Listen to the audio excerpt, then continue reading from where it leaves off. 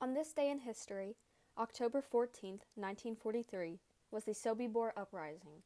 Sobibor was one of the killing centers Nazi Germany established for the sole purpose of murdering Jews. German SS and police authorities constructed Sobibor in the spring of 1942.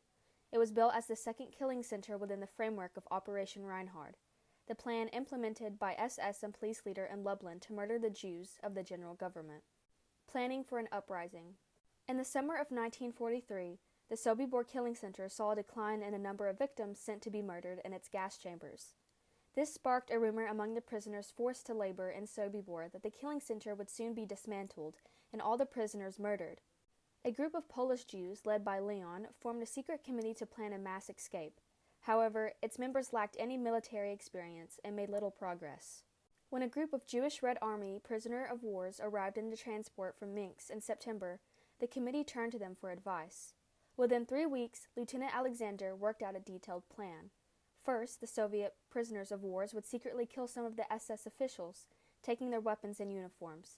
Then, when the approximately 600 prisoners assembled for evening roll call, the prisoners of wars masquerading as camp personnel would kill the guards at the gate and on the towers and urge the prisoners to flee. The revolt was set for a day when Sobibor's commandant and several of its leading officials would be away. The Uprising.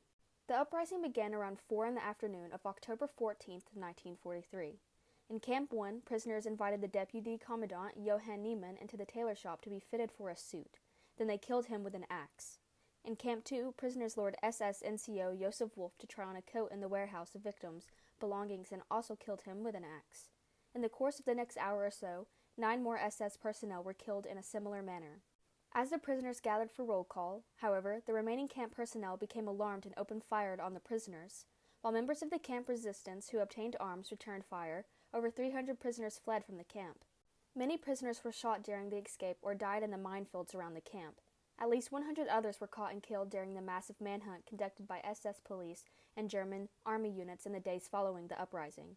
Of the perhaps 200 escapees who were not immediately caught, only about 50 survived the war, often with the help of the local population or by joining partisan groups. On the other hand, many of the escapees who did not survive were betrayed to the Germans or killed by Polish civilians or partisans.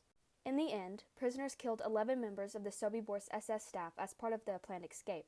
2 or more non-German SS auxiliary guards who were in the wrong place at the wrong time were also killed. All of the prisoners remaining in Sobibor, some of whom continued to fight with guns and axes throughout the night, were shot by the end of the following day on October 15th.